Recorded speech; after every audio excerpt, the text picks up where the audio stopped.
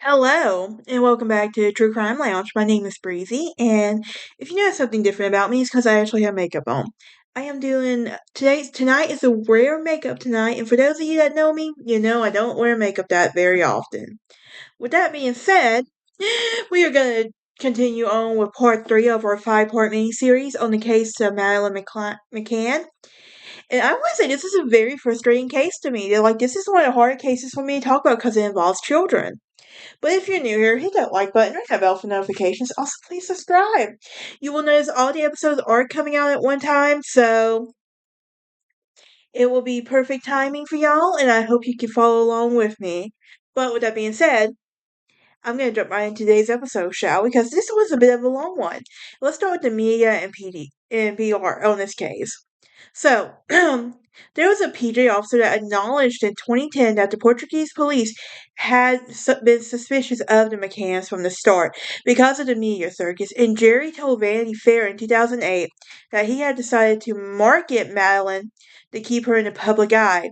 To that end, a string of public relations consultants arrived in the Praia de Luz, deeply resented by the local police who saw the media attention as counterproductive.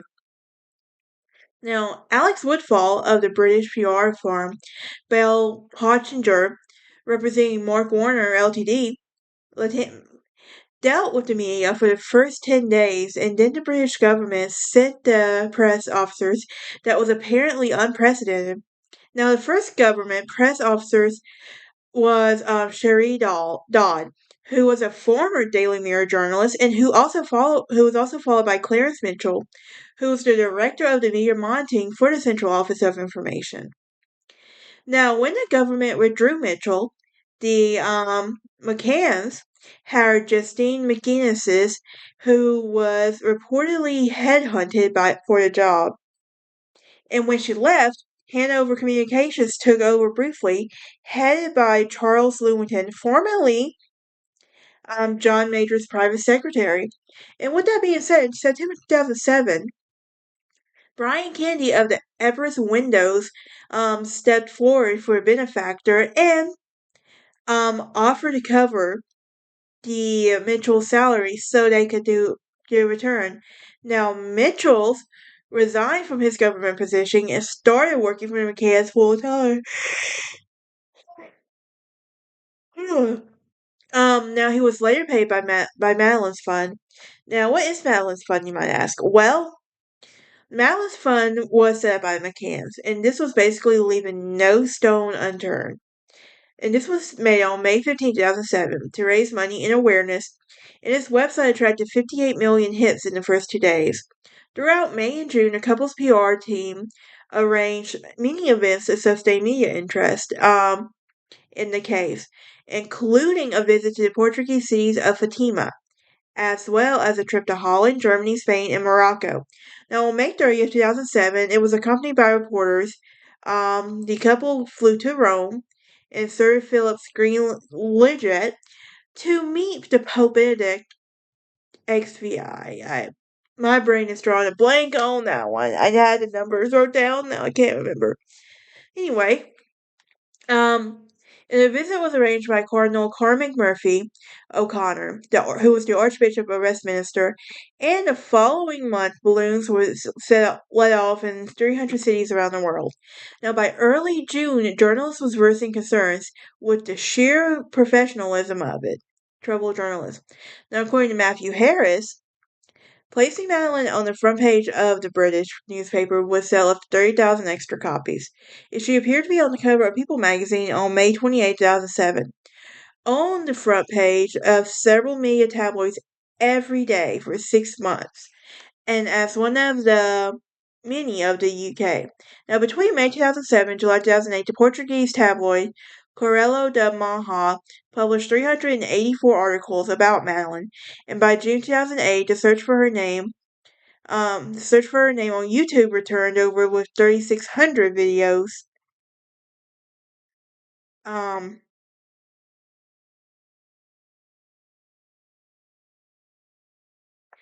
7 million posts.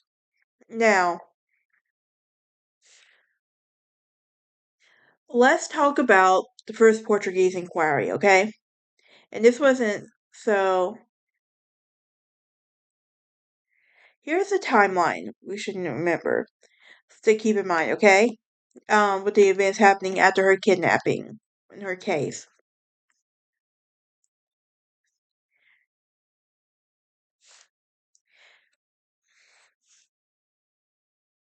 Now, 12 days after her disappearance, Robert Murat, a 34-year-old British Portuguese property consultant, became the first suspect in the case.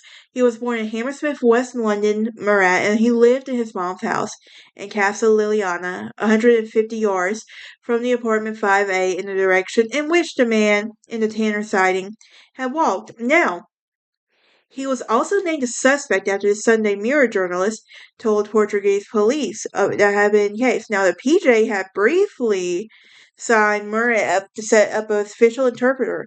He said that he had been wanting to help because he had a daughter in England around Madeleine's age. And three members of the Tapper Seven, Fiona Payne, Russell O'Brien, and Rachel Oldfield, said that they had seen Murat outside the apartment 5A shortly after her disappearance, as did the Ocean Club nanny and two British holidaymakers. Now, this would not been surprising considering how close Murat lived in 5A. But he and his mom said that he had been home all evening, and the McCann circle was clearly suspicious of Murat.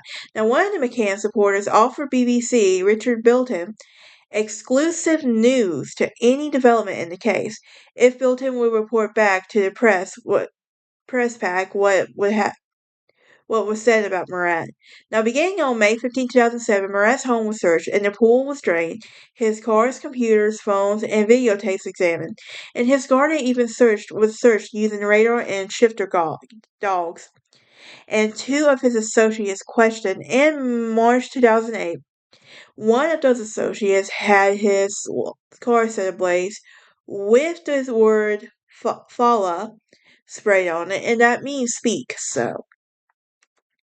Now, there was nothing to link Murat or his friends to the disappearance, and Murat's suspect status was lifted July 21st, 2008, when the case was archived, and in April 2008, he received 600,000 euros in out-of-court settlements for libel and what the Observer said was the largest number of separate libel actions brought in the UK by the same person in relation with the issue.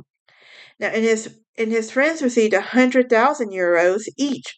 Now, by July 2014, during Operation Grunge, one of those friends was questioned again as a witness, and this time by PJ on behalf of the Scotland Yard. In December of that year, Murat and his wife were questioned, also on behalf of the Scotland Yard, along with 8 other people. Now, in 2017, Murat's mom added her voice to those witness suspicions evening around 5 8, and she told the BBC that she had driven past apartment 5A that night and had seen a young woman in plum-colored top behaving suspiciously just outside it. The information, she said that she passed to the police, and she said that she had also managed a small town rental car, speeding toward the apartment, driving the wrong way on One-Way Street. Now, let's talk about the witness statements, okay? In the statements to the PJ, witnesses described men behaving oddly near apartment 5A in the days before the disappearance on the day itself. Scotland Yard came to believe that these men may have engaged in a reconnaissance of the abduction or burglary. Now, there have been a foretold increase of burglaries between July and May 2007, including the McCann's block in 17 days before the disappearance, and during which burglars have entered through windows. Now, several eyewitnesses reported that men collecting on charity. On April 20th, a bedraggled-looking man asked a tourist in the apartment near 5A for money for an orphanage nearby S Beach. Apparently, there was no orphanage similar to near S Beach at the time, and the witnesses described the man as pushy and intimidating. And on April 25th of 26, the tourists who went into the apartment 5A before the McCanns found the man on the balcony who had entered via steps of the street. Now, polite and clean-shaven, the visitor asked money for the orphanage. And on the day of disappearance, on May 3rd, there were 4 charity collections by 2 men in the streets around 5A.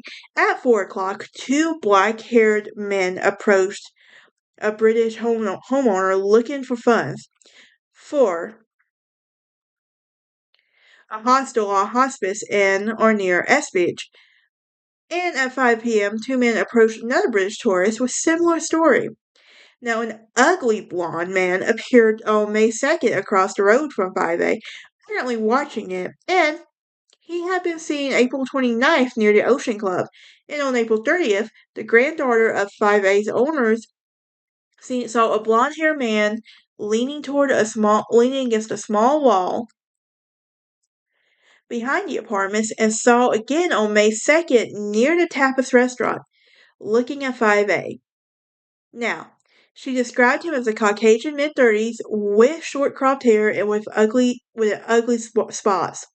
Now, on or before the day of the disappearance, the man was seen staring at the McCann's block, and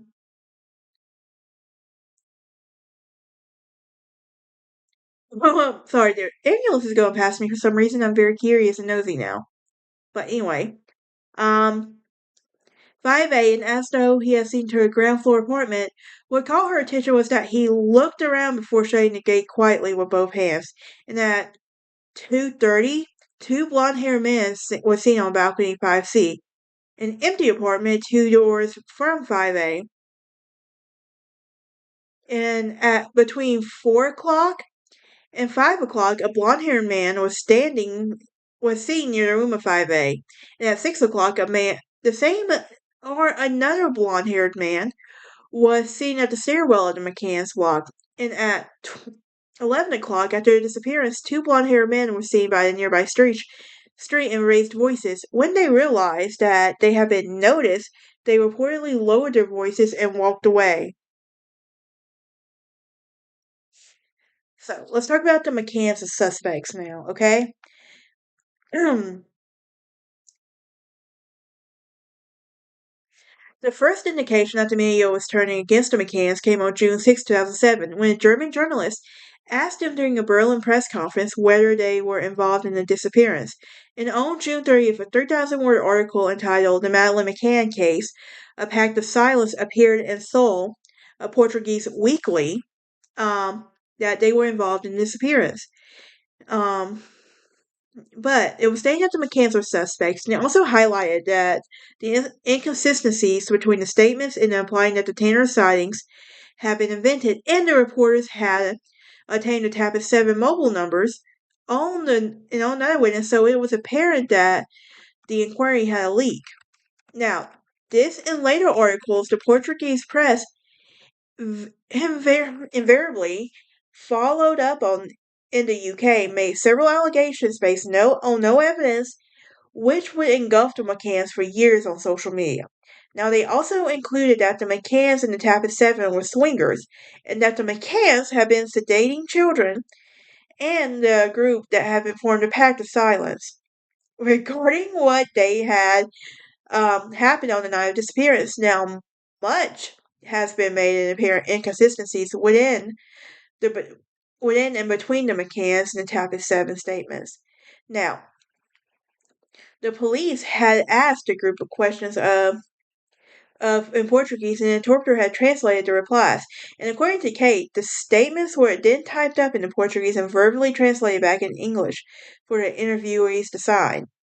Now, among the inconsistencies was whether the McCanns had entered the apartment by the front or the back door when checking on the children. And according to the PEJ case file, Jerry stated during the first interview on May 4, 2007, that the couple had entered 5A through a locked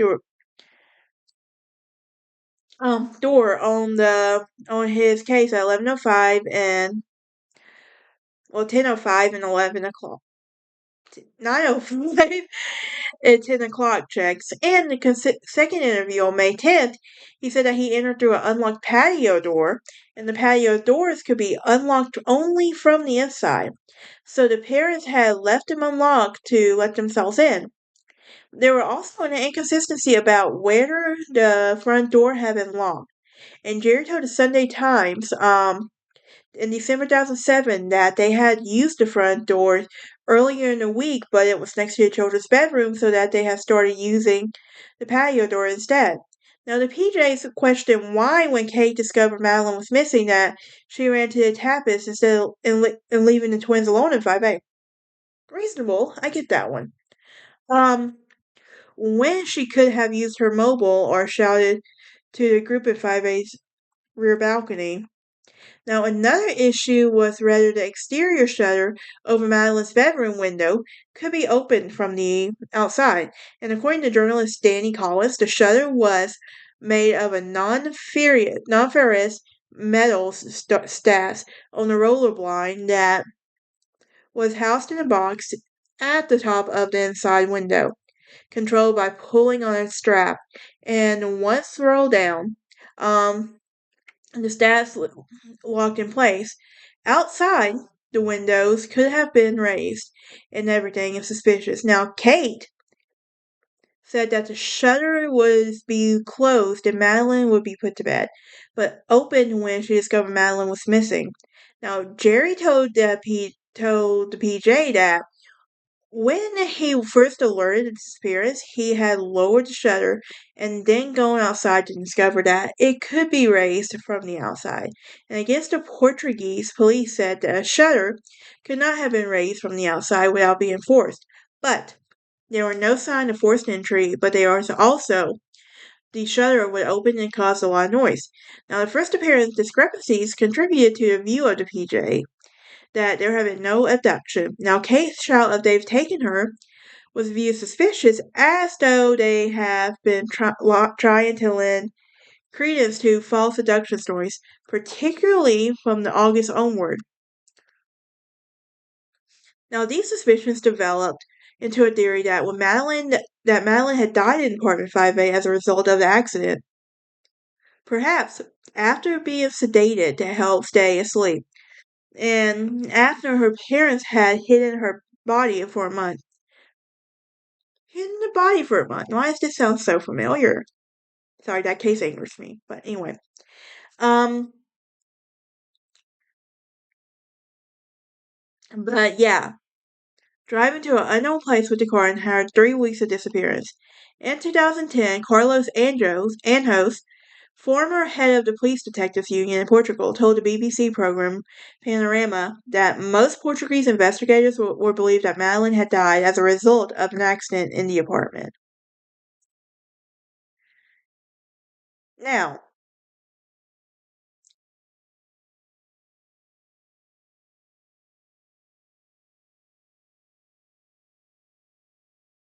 let's talk about the Portuguese sending a letter derogatory. Now, on June 28, 2007, the McCanns suggested to the PJs that the police request help from Diane Krugel, who was a South African former police officer who had developed a matter orientation system, a handheld device that had been claimed to locate missing people using DNA and satellites. Now, on hearing of the news later, one scientist said it was caused his BS detector to go off on a scale. Kate wrote in 2011 that Krugel claims made no sense, but the couples were desperate, and in the second week of June, they sent Krugel's hair and eyelashes from Madeleine, collected from the McCann house and relatives in the UK.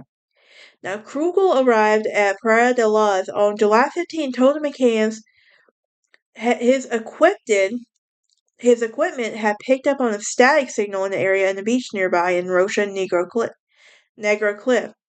Now, the officers of the PJ inspector, Gonzalo Amari, interpreted Kate's support of Krugel as a ploy. But by this point, the McCanns were involved in the disappearance, and the Kate was using Krugel to disclose the location of her daughter's body without compromising herself. With this in mind, the PJ sent a letter of rogatory to the British police and asked them for their assistance in the search for Madeleine's body. In response, Mark Harrison, the National Research Advisor for the MPIA, arrived there, and he walked around the search areas and he flew over them by helicopters, describing scrupulous as highly unlikely. In Harrison's report, which was dated July 23, 2007, said that 100 different officers had helped search 9.3 miles around Praia de Luz. But the officer in charge and most of the team had no training in search procedures, with the exception of a search and aid rescue from Lisbon. Now, search dogs have been used, but the 5 days instead there were 2 days of the handlers. And Harrison suggested that searching the beach shoreline, as an open area in the village, and Robert Murray's property, apartment 5A, and the type of 7 apartments, and any hired vehicles. He recommended using ground penetrating radar and bringing Keela and Eddie, two Springer Spaniel stiffer dogs from South Yorkshire. All right, let's talk about when the British dogs arrived now. Keela was a forensic investigation dog trained to give her handler, Martin Grime, a passive alert to the scent of human blood by placing her nose to the spot and then freezing in that position. Eddie was an enhanced victim recovery dog, or cadaver dog, who gave a bark alert to the scent of human cadavers, including shortly after the death of the subject, even if it remains buried, incinerated, or in the water. Now, he was also trained to bark only in response to a scent that for any other reason. Now, the dogs would arrive July 31st, 2007, and were taken to 5A nearby a wasteland. Both dogs were alerted behind the sofa of the living room in 5A, and Eddie gave an alert to the wardrobe in the main bedroom, and there were no alerts on the beach or wastelands. But the PJs obtained warrants to search the house, and the McCanns had rented near Rua das Flores and the Silver Ruin Scenic, and the couple had hired 24 days after Madeleine went missing. Now, the house was searched again on August 2nd, and the only alert from Eddie was encountered Cuddle Cat, which was lying in the living room, and Keela did not get an alert. And the police left with boxes of the McCann's clothes, Cuddle Cat, pair of latex gloves, suitcase, a notepad, 2 diaries, including one a case that has started after the disappearance and after a friend's Bible had borrowed. Now, a passage from the Bible owner had marked 2 Samuel about the death of a child who was copied into the police file, along with the Portuguese translation. Now, the items were taken to another location where Eddie was alerted to a handler to one of the boxes of clothes. And the search for the McCann's lawyers was told that there was indeed a smell of Okay's clothes. It had been caused by contact of the corpse and the family doctor.